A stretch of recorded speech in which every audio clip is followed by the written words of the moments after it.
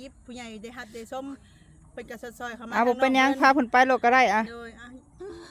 เจ็บแห้งบ่แม่โดยตีคือหัวใจโดยพรแม่ผู้ใหญ่บ่เป็นยังไปโลด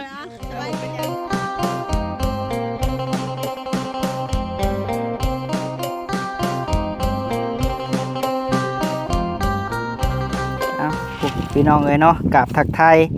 สบายดีสุขุสุคนเด้อพี่น้องเอ๋ยสบายดีแลมโดยสบายดีเด้อยังเขียกินหอยจูบบ่สบายดีโดยผู้วงสบายดีเด้อออมหอยไทยใต้อยากชิมเด้เนาะเฮ็ดได้สูตรเฮ็ดอะไรก่อนเฮ็ดอะไรขวาเขาเบื่อ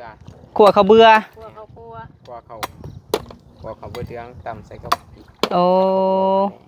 อยากชิมเด้เนาะชิมมือไทยใต้นี่ป้าเป็นวันใหญ่ๆหอยเอาไม้ใส่นี่ฮะทางน้องแม่เพิ่นได้เอามาแต่ว่าไม่เท่าน้อยอันนี้บ่ฮันไอ้นี่มักแท้ๆไอ้หอยจูบอยู่น้องหาบ่แลมอันนี้ว่าตัวคนไปงมฮะเป็นวันใหญ่เนาะถัดว่าใหญ่เนาะแต่ก็มักแล้วว่าหอยนี่มากคันแล้วอ่ะมักหอยจูบมักหอยจูบมักจูบหอย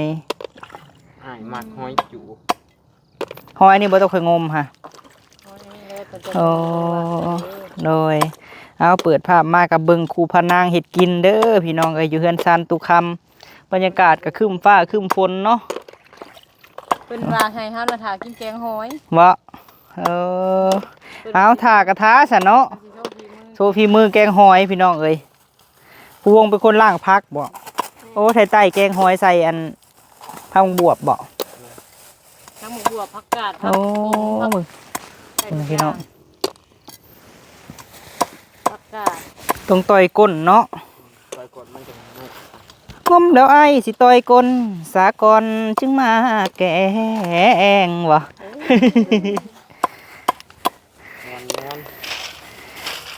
แรมบ่ได้ไปใส่บ้องมื้อนี้ฮะมานี่แหละโอ้โดยครูพานางเฮ็ดอยู่เฮ็ดกินพี่น้องเอ้ยเดี๋ยวนี้เป็นแล้วเฮ็ดกินเนาะล่างผักซอยสามีปุบปับอยู่พุ่นเนาะไม่อยากบอกนะเดี๋ยวนี้เนาะวันเนาะโอ้อยู่เฮือนส่วนหลายไผเฮ็ดกินอยู่เฮือนนะน้ำกันแต่ละมื้อน่ะเฮ็ดกินข้าวแล้วจังมาบ่เรือเฮ็ดอะไรเฮ็ดแนวกินข้าวได้โอ้ให้แกก็เฮ็ดแล้วก็เอามากินอยู่นี่แล้วก็ป้าไว้อยู่เฮือนโดยเฮ็ดกินไว้ให้น้องอยู่เฮือนให้ไว้ให้แม่เดี๋ยวจังมาเฮ็ดเวียกบ่กลางคืนได้สาบัดมื้อค่ะกลางคืนมันคือวันผมว่ากลางคืนเกี่ยวกับกินแนวกินซุกเนาะโอ้กะบ่ได้ให้ยุ่งยากทางแม่เฒ่าอยู่เฮือนเนาะทางพี่ก็เพื่อรอบครอบเนาะทางนั้นทางนี้พี่น้องเอ้ยมึงเถื่อเฮ็ดอยู่พี่มึงเถื่อมื้อเฮ็ดอยู่เฮือนแบ่งมากินต้องเป็นหน่วยใหญ่หอยโดยนอใหญ่ลีพี่น้องเอ้ยอ่อนกระต่ายใช่โยเคียงมันน้อยมันโดยเพราะมีอีกอันนึงเอาสร้างเพิ่นปั่นลงฟองพี่น้องเอ้ยเนาะโอ้ว้าโธ่เนี่ยคืบหน้าไปเรื่อยๆเฮือนไม่คำไม่ตู้คำพี่น้องเอ้ยสร้างเปลี่ยนคำว้าโธ่ขักแท้นี่เนาะถ้าลูกไผ่แกงหอยให้กินนี่ว่ามีลูกไผ่กับเบาไปได้เนาะไอเปลี่ยนเบาไปน้อยนึงโดยเบาไปน้อยนึงต่อไปกับเบาลายและนอบันทองโดย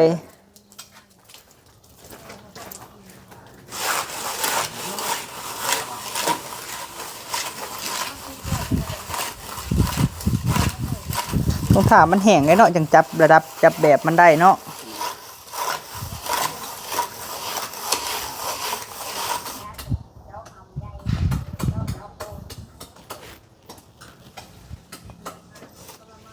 มื้อนี้ฮะบดพี่น้องอากาศบดเนาะบ่แดดเลยพี่น้องมื้อนี้ฮะเหมาะกับการเฮ็ดเวียกเฮ็ดงานอยู่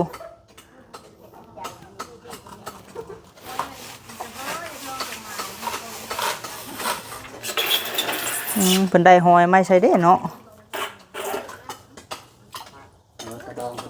โอ้โดยโอ้มีคนมาแต่บ้านตุคำบ่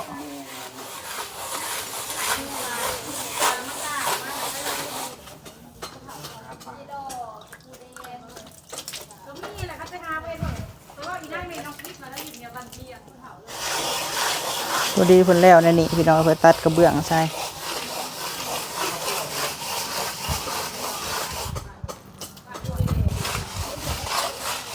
งามได้บัดนี้มีหน้าเฮือนระเบียง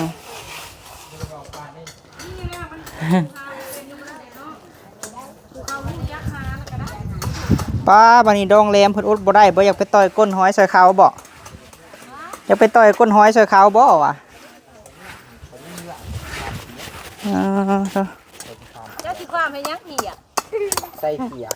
ใส่เพียกแล้วว่าความเพียก แต่มันหน่วยใหญ่ลีเนาะหอยนี่เป็นตู้พี่น้องมาแต่บ้านบ่เป็นตู้โอ้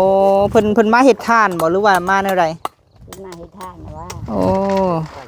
คนเฒ่านี่บ่หรือว่าจังได ไม่เท่าเราหนุ่มอยู่ นางนุ่มอยู่บ่มาเฮ็ดทานติ มาเฮ็ดทาน บ่ได้มีครอบครัวบ่ซะ นี่เด้แม่หาง แม่ห้างโอ้สาวแม่ห้างแก่หน้าตายังดี วันนี้มันถือว่า โธ่หลายแท้ชาวไม่ห่างนี่เนาะ เมียใหม่ไปได้ลูก3 คน ก่อนมาไว้ใน โทรกระปะเลยดู พวกกระปะโอ้โธ่มีสาวไม่ห่างแล้วสั่งเปลี่ยนเลย ผู้หลายแท้ว่าตัวเลือกเนาะ เลยมีตู้กินได้อยู่บ่อมหอยนี่ แล้วแต่น้ำมันบ่ มีแต่น้ำบ่ ที่มันโพมันทิ้งยังเลย ยำบ่ได้เนาะ ที่ได้ที่ได้ดู คนบ่มีแขวว้าว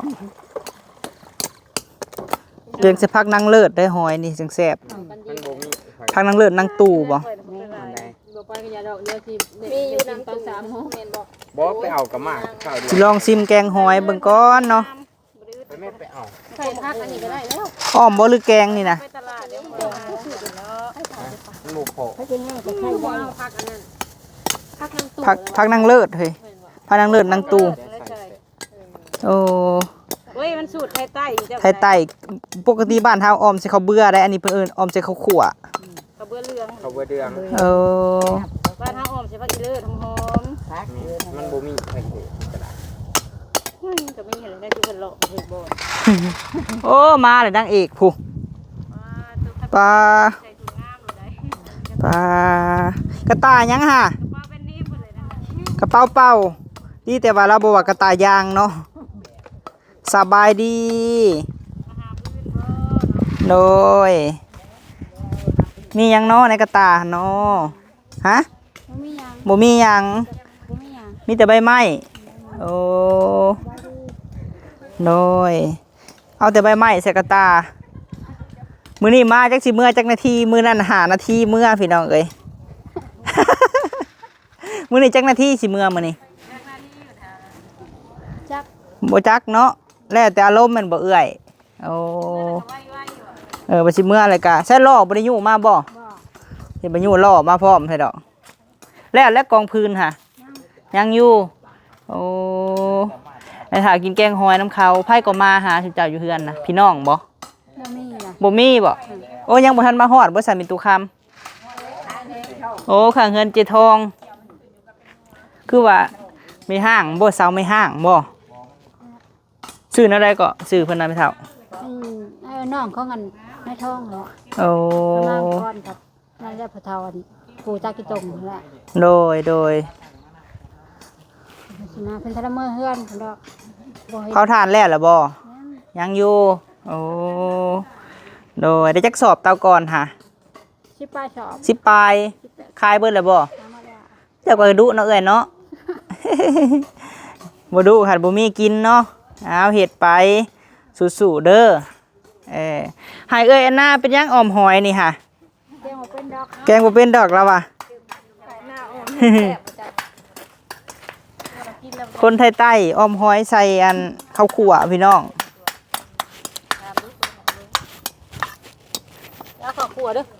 อือฮึ เข้าก็มี เสียงรถเฮวนะ เสียงโสญานนี่แม่นแล้วนี่ แม่นบ่ บ่แม่นจัก แม่น สิกลายไปพุ่นไปจัก โอ้ยแม่นแหละ เสียงบางทีอยู่สิ มาพี่เด้อมาพี่ถ้าบ่ได้กินข้าวมาโนเทลนี่เนาะมาผู้เดียวยังคล้ายมา2 3 อันนี้แล่สิเข้าไปเอาอันนั้นบ้างพักอีเลิศบ่ อากาศห่มๆอ้าวซุมนี่กินข้าวแล้วแล้วจังสิให้คำเก่งแทกเนาะแหลม แม่กะสิคุดนั่นแหละ พุดเสาหัวห้ามเป็นตุค่ำนี่แหละพี่น้องเอ้ย อ้าวหัวมาแต่ไกลเดียวกินหมดเลยเห็นบ่กินกัน สบายดี มาหาลูกเปลี่ยนไปยิงนกไป เลยไปตู้กินข้าวแล้วเลยซุมเฮาว่าอันให้คำเก่งแทกหัวเลยคุดเสาหัวดูคุดเสาหัวก่อนเด้อเอาหัวเจ้าหาแหละโอ้มื้อนี้บ่ได้ไปใช้แล้วมาพี่เนาะโอ้ แม่เขาไปชุบพึ่งพอดีพึ่งที่พ่อ พื้นบ่พอ พอดีพ่อชมล้ออยู่ไปชุบ สิเอาสิทมจูดอีกแล้วบ่นี่เอ้อย ไปชุบ โอ้ ชมล้อกับชุบ โดยเอาก็ถือว่าสู่ไปเด้อเอ้อยเด้อจังใดก็ได้เจ้าแลเป็นรักเป็นแรงให้แม่เด้อแล้เฮือนสิแล้วแหละอยู่และกับแม่เนาะอยู่กับแม่ไล่ท่านก็ทำหาเท่าตุนพี่น้องเอ้ยก็คือฮู้แหละเนาะได้แจ้งไปว่าไปหาเก็บเล็กเก็บทองน้ำป้าพี่น้องเอ้ยจักสิเป็นแนวใดเนาะเอาก็ไปตามอารมณ์เพิ่นเนาะแม่เฒ่าเนาะก็ดีที่ว่าบ่ไปน้ำหมู่น้ำพวกก็ดี เมื่อพูดก็คือก้าวแบบสั้นบ่แม่เฒ่า คือเก้า คนแบบสั้นเนาะเอ้ยเนาะก็ดีแล้วแม่เฒ่าเอ้ยถ้าว่าไปเก็บเล็กเก็บหยังก็ได้เห็นหมู่เห็นพวกหลายคนมันก็จังบ่ได้แบบบ่ซึมเศร้าหั่นนะแม่เฒ่าคันอยู่ผู้เดียวมันจะแฮงกลัวเก่าอาการหั่นนะก็ได้เห็นโลกภายนอกเนาะอย่างเช่นคือไปเก็บเล็กเก็บหยังก็ได้เห็นหมู่หลายคนแม่นบ่โดย ไปเขาเดินไม่ชนึงอ่ะ โดย ไปอยู่ป้าพาไป แม่นแหละก็อยู่น้ำป้าก็ดีคือกันเนาะคันเอาไปทางอื่นเพิ่นว่าเป็นห่วงเนาะอันนี้มันยังอยู่น้ำลูกเจ้าเอง ขาวหั่นเด้เราขี่รถมาดิ ใส่โอ้เพิ่นสิไปการบ่ เราเมื่อนั่นแหละอ๋อมันใช่จ้ะนี่รถเราขี่มาส่งเทลบ่เห็นบ่ ว้าวไปรถละ2 คัน ใช่ ไปใส่ละไปเอาพานัง ไปเก็บผักนางเลิศ โอ้ อยู่ในแหลม โดย เอาหัวอย่างเดียวเนาะ เอาซะเพิ่งพี่ก็สิแล้วแหละพี่น้องเอ้ยถ้ากินข้าวกินน้ำให้ซุมน้องกินข้าวกินน้ำเนาะให้น้องเบาเก่งเพิ่นแทกในตู้เอ้ยก็ดื้อแท้นี่ฮะคันใดคันเดียวพอดีเนาะไม่เท่าเนาะพอดีงามคันใดคันหนึ่ง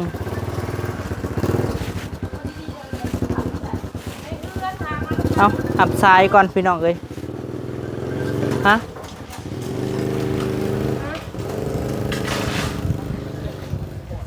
เราเป็นยังก่อนบ่สบายบ่ โดยมาทางเอ้ยหล่าพี่น้องเอ้ยว่าแม่พาแม่ไปหาหมอบ่โอ้ว่าแม่เจ็บกระดูกแห้งเพิ่นว่าพี่น้องเอ้ยสัญญาณบ่มีอยู่ไสตอนนี้ค่ะ เราพาเมย์ไปหาหมอ พาแม่ไปหาหมอเบิ่งอาการเบิ่งเสร็จก่อน ไปหาหมอดู ดูเพื่อนแม่จอยหาแม่จอยว่าแม่เจ็บกระดูกแห้งว่าให้ป้าพอมีออกไปหาว่ะมันจะบ่ได้กินแกงหอยและสามแม่เฒ่าเอ้ย แกหอยจะก็ เพราะว่ามีเงินผู้ใหญ่ละตีเอ้ยมีเงินผู้ใหญ่อยู่ว้าวอันป้าพอมีว่าสิมอบให้เพิ่นแต่ว่าบ่พ่อเพิ่นพี่น้องเอ้ยพอดีเพิ่นโทรมาก่อนเนาะสั่นก็สิออกไปมอบให้ก่อนเพราะว่าแม่เพิ่นเจ็บแห้งตอนนี้เจ็บกระดูกแห้งถ่าอยู่ปากทางผู้เพิ่นว่าสิได้บ่ได้กินน้ำดอกละตีเอ้ย เราบ่ได้กินน้ำแหละ มายังกินได้ ว่าอยากได้เงินเพิ่นว่าสินะว่าบ่มีเงินไปหาหมอว่ะเอาออกไปก่อนเด้อสามแม่ตู้เด้อแลมไปก่อนเด้อแม่เอ้อล่าได้เพิ่นว่าเจ็บกระดูกแห้งว่ะถ่าอยู่เพิ่นไม่จ้อยพุ่นโดยที่แรกว่าไปหุงหมอนั่นนี่แหละอันนั้นว่ะเจ็บกระดูกแห้งมันเสียบอยู่ว่ะกระดูกหักกันแหละ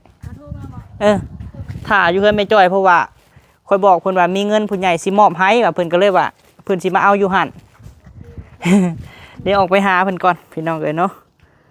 ไปจังได๋ก็ไปถามเมืองอาการว่าเราเป็นแนวใดพี่น้องพี่น้องเอ้ยเนาะทางซาวลา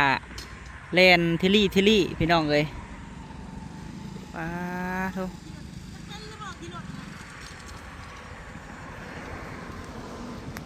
โดยคือฝ้าวคือหีบแท้โดย แม่เราเจ็บในนั่นแห้งเจ็บใน โอ้ ท้อง เอ้าสร้างว่าแท้ เขาให้ผ่าตัดไม่หน่อยแล้วบ่ผ่า เอ้า เนี่ยรังมาให้คนทำมัน มาใช้ตอนนี้ฮะ มาจากบุรีเฮา คลินิกบ่ คลินิกกับ โอ้ ปิดคลินิกปิดมื้อนี้ฮะจริงๆว่าสิไปตัวนี้แหละแต่ว่ามองน้ำมันแพงเลยแหละ แพงเลยบัดนี้เพิ่นบีบให้น้ำพ้นน่ะจนแบบอักเสบเลยล้างมือมากินมะขามเจ้าแล้ว สบายดีเด้อแม่สาวปัดโดยเป็นแนวใด เจ็บในท้องนี่เจ็บบิดเจ็บหน่วงลงคือใจจะขาดนี่ เอ้า เป็นแต่มือซื้อนี่มันหักคือว่ากินยาไข้ๆเนี่ยเพราะว่ามันเป็นอีกมื้อเช้านี่มันก็บ่แห้งบ่ได้หาก็ไม่แห้งนี่แห้งเขาว่าบ่ไปนะว่าสิบ่ไปซ้ำ เห็นล่ะโทรมาแม่เจ็บแฮงเอาในคลินิกเขาบ่ได้เปิดบ่ บ่ได้เปิดเลยผู้บ้านผู้ทีมคุณเราอยู่บ้าน โอ้ เขาเลย วันนี้หาสิพาเพิ่นไปโรงหมอไสนี่ค่ะ จากถามแล้วตอนนี้มันแพงอะไรแล้วเขาเห็ดบริเขาเห็ดแห้งโพด เขาเห็ดแห้งเห็ดสุดก่อนจนได้มาผักผืนน้ำเล่านี่อีก อันไปกวดนี่เขาว่าเป็นหยังเกาะ กระดูกเล่ารุด กระดูกเด้มันก็ไข่นี่ มันรุดแล้วมันซ้ำเน่ามันไข่ อื มันบริขั้นแบบมันบริเสื่อมได้ โด ข ย นาดเราไปเป่าก็ยังบ่เสื่อม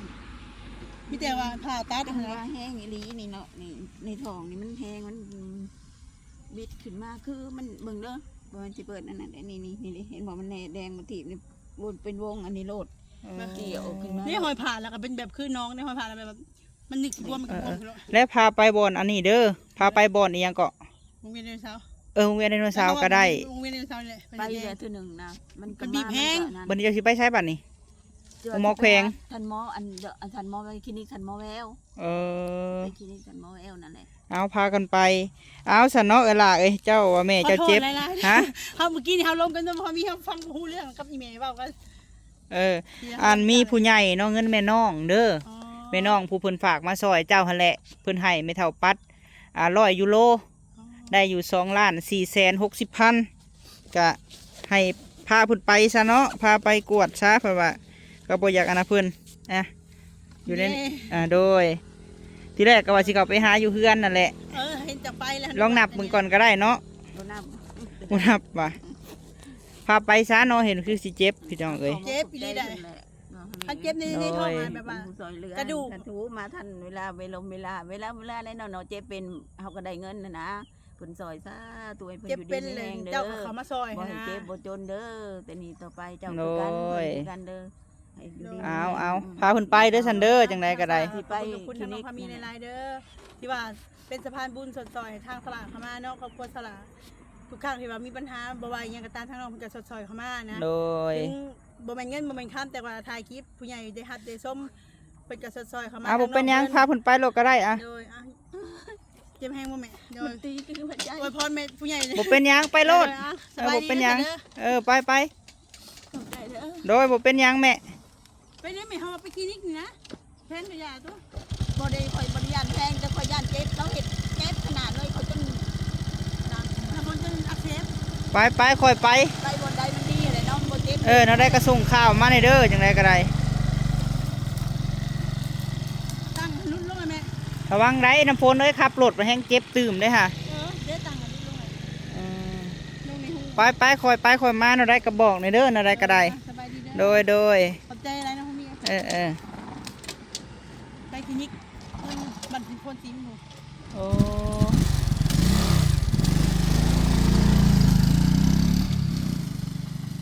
พี่น้องเอ้ยเนาะไหนก็ได้ทางเซาล่าเนาะโทรมาด่วนพี่น้องเอ้ยว่าแม่เจ็บกระดูกแห้งคนว่าพี่น้องเอ้ยเป็นนักกว่าเก่าว่าไม่เท่าปัดเนาะก็เลยว่าบ่พอมีก็มาด่วนพี่น้องเอ้ย มาแต่เฮือนด่วนเนาะมาหลัดอยู่เฮือนไม่ตู้จอยพี่แหละเนาะเพิ่นบ่อยู่ซ้ำพี่น้องเอ้ยไม่จอยก็ได้โอ้สิไปกวดเพิ่นบ่ได้ไปหุงหมอใหญ่เพิ่นสิไปหุงหมอพ่นซิมผู้พี่น้องเอ้ยหุงหมอที่แถวหลัก12มันเพิ่นปิดแล้วเนาะโดยเจ็บมันเจ็บกระดูกหักพี่น้องเอ้ยไม่เท่าปัดนะเนาะก็เลยว่ามีเงินทางแม่น้องเนาะบ่มีก็ได้ก็เลยสิมอบให้เลาซะเนาะแม่น้องอยู่ต่างประเทศพุ่นแหละเพิ่นให้เท่าไร100 ยูโรเนาะพี่น้องเนาะ2,460,000มอบให้เด้อเนาะขอจังไรกะขอบบุญขอบคุณแม่น้องหลายๆเนาะพร้อมด้วยแม่วงหั่นแหละเนาะขอให้เป็นห่มโพห่มไทรให้ลูกให้หลานตลอดปีตลอดไปสุขภาพแข็งแรงเนาะปรารถนาสิ่งใดก็ขอให้ได้สมดังมโนหวังเด้อแม่เอ้ยอยู่ดีไม่แห้งขอให้บุญคำนำสู่เจ้าเนาะทั้งแม่น้องป้าพี่น้องเอ้ยกลับก่อนป้าพะมีก็ได้แนวใดก็สิถามข่าวสาวหลาใหม่เนาะสบายดีพี่น้อง